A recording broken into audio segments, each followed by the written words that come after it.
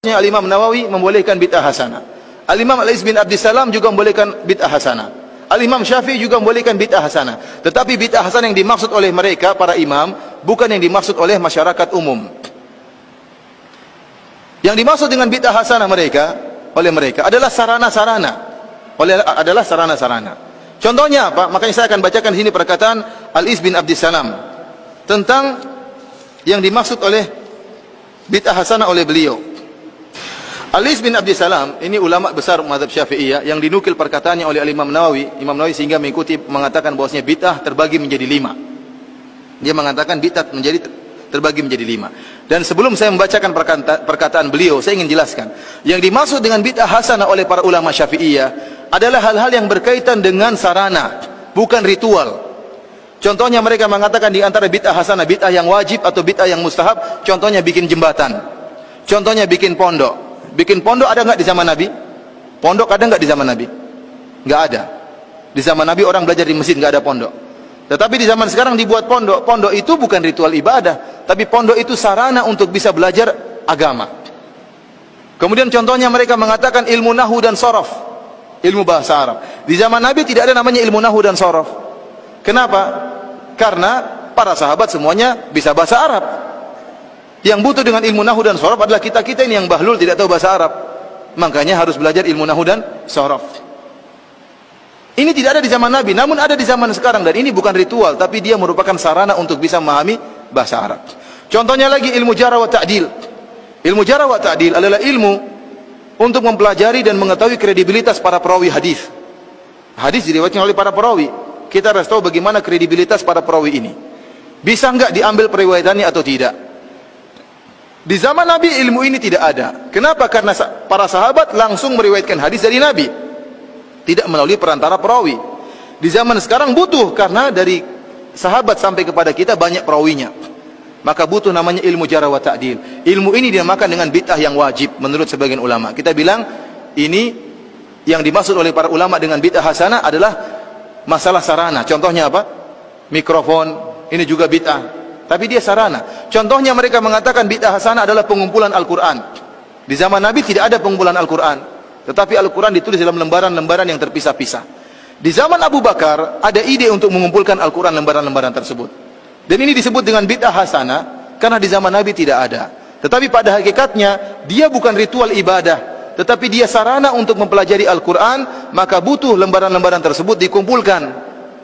Karena yang disebut dengan bid'ah hasanah oleh sebagian ulama adalah masalah sarana-sarana, bukan ritual. Kalau ritual seperti tadi, sholat raghaib, sholat malam nisfu Sya'ban, tambahan wa barakatuh, mengangkat jenazah sambil berzikir, ini diingkari oleh Imam Nawawi, disebut dengan bid'ah yang mungkar.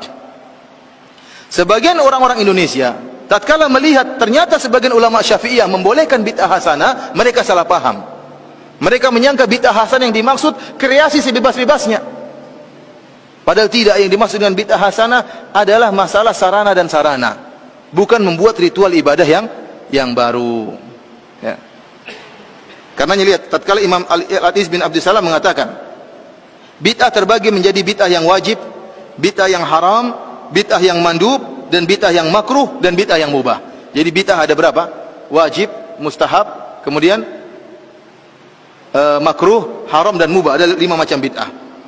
Kemudian beliau menyatakan ada beberapa contoh bid'ah yang wajib, kata beliau. Yang pertama, berkecimpung dalam ilmu nahwu, yang dengan ilmu tersebut dipahami perkataan Allah dan perkataan Rasulullah. Hal ini hukumnya wajib. Menjaga syariat tidak mungkin kecuali dengan ilmu nahwu. Contoh kedua adalah menjaga kata-kata yang asing, yang gharib. Jadi di zaman Nabi tidak ada penulisan kata-kata gharib. Jadi ada bahasa Arab, bahasa yang luas. Dan Nabi dan para sahabat mengerti bahasa Arab dengan detail. Kemudian berlanjut dengan berjalan waktu, sebagian ulama pengetahuan tentang bahasa Arab berkurang. Oleh karenanya bahasa Arab yang susah-susah harus ditulis, dikumpulkan supaya orang tidak lupa. Pengumpulan tulisan bahasa Arab yang susah ini dianggap bid'ah yang wajib oleh Al-Iz bin Abdissalam. Ini ritual ibadah atau bukan? Bukan, dia bukan ritual, tapi hanyalah sarana untuk menjaga syariat. Contoh ketiga, bid'ah yang wajib adalah penulisan usul fikih. Usul fikih juga tidak ada di zaman Nabi, tetapi dia bukan ritual ibadah. Ilmu usul fikih adalah ilmu untuk mempelajari penunjukan bahasa-bahasa Arab.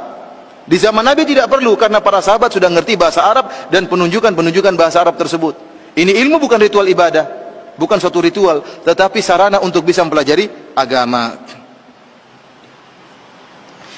Dia sebutkan juga di antara contoh bid'ah yang mustahab, di antaranya pembuatan ar-rabat dan sekolah-sekolah, buat pondok, sekolah-sekolah, ini bid'ah hasanah. Bid'ah yang mustahab. Dari sini ikhwani fillah wa akhwati fiddin azanillahu iyyakum, kita paham ternyata meskipun sebagian ulama Syafi'iyah membolehkan adanya bid'ah hasanah, namun bid'ah hasanah yang mereka maksudkan tidak sebagaimana yang dipahami oleh banyak orang, sehingga mereka menyangka boleh berbuat kreasi dalam ibadah sebanyak-banyaknya. Ini tidak dibenarkan, ya. Yang dimaksud bid'ah hasanah oleh mereka hanyalah, ya, perkara-perkara yang berkaitan dengan sarana dan bukan ritual ibadah. Karena kalau kita membuka bab ini, setiap orang boleh bikin ritual agama, maka akan banyak kelompok-kelompok yang aneh-aneh. Akan banyak kelompok yang aneh-aneh. Ada yang berzikir dengan menggerakkan kepalanya, la ilaha illallah, ya, seperti itu apa? Illallahnya harus begini. Kenapa begitu? Enak saya rasakan kalau. Kenapa kalau saya illallah sebelah kiri enak atau tidak, ya? Orang juga, ya. Oleh karena saya katakan bid'ah hasanah semuanya relatif, tidak ada yang absolut. Beda dengan syariat. Kalau syariat Islam, solat berjamaah semua sepakat itu baik, bersedekah semuanya sepakat itu baik, solat malam semuanya sepakat itu baik. Tetapi bid'ah hasanah pasti ada khilaf. Contohnya seperti kalau bid'ah hasanah, kenapa dikatakan relatif? Karena dia baik menurut sebagian orang, menurut kreator bid'ah tersebut baik, tapi menurut yang lain tidak baik. Contohnya orang-orang Syiah tatkala berbuat bid'ah memukul-mukul tubuh mereka tatkala 10 Muharram hari Asyura. Kita bilang itu perbuatan buruk, tapi kata mereka orang Syiah ini baik. Dengan saya memukulkan diri saya, mengeluarkan darah, saya ingat bagaimana perjuangan Hussein, menambah iman saya. Nah, sekarang repot, kita mau larang bagaimana? Kita bilang nggak baik, menurut dia baik. Dan kita punya kaidah sama-sama boleh bikin kreasi. Kalau kita punya kaidah boleh berbuat kreasi sebebas-bebasnya, maka kita tidak akan bisa mengingkari siapapun dalam berbuat bid'ah. Kalau tadi ada yang bilang la ilaha illallah gini, kita bilang kenapa kamu zikirnya kayak gitu? Kan susah kalau di kamar bisa kejedut kepalanya. Dia bilang ini enak kalau saya, illallahnya enak digoyangkan. Berarti kalau saya illallah belok kiri boleh enggak? Kalau ke belakang illallah enak enggak, ya? Seperti itu, ya. Akhirnya orang bebas saja mau berzikir. Mau bikin zikir apapun, bikin ibadah apapun enak. Oleh karena kita bilang suatu yang hasanah bid'ah itu pasti relatif. Namun anehnya masing-masing merasa itu yang baik dan memburukan yang lainnya. Sekarang ada banyak 5 pelaku bid'ah misalnya. Ada thariqah misalnya, thariqah Rifaiyah, ada thariqah Tijaniyah, ada thariqah Naqsyabandiyah. Masing-masing punya bid'ah khusus. Masing-masing punya bid'ah khusus. Masing-masing punya salawat khusus. Masing-masing punya cara ibadah khusus. Yang satu menganggap dia yang terbaik, yang lain kurang baik, yang lain juga demikian. Masing-masing merasa terbaik. Itulah akibat dari bid'ah. Padahal ikhwani fillah azanillahu wa iyyakum, kalau boleh bebas berbuat bid'ah, boleh berkreasi dalam ibadah, maka saya punya ide untuk berkreasi. Ide saya untuk berkreasi, saya punya ide yang sangat indah. Saya akan katakan kepada mereka, para pencetus bid'ah, saya punya ingin bikin bid'ah. Bid'ah saya adalah tidak boleh beribadah kecuali dengan pemahaman para sahabat.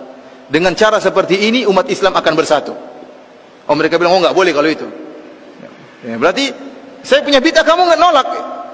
Ya, kalau gitu saya juga boleh nolak bid'ah kamu. Karena ikhwan, bid'ah tidak ada yang absolut, semuanya relatif. Baik menurut masing-masing penciptanya, buruk menurut yang lain. Berbeda dengan syariat Islam, maka yang sudah sempurna maka disepakati kebaikannya oleh seluruh, ya, umat Islam, ya.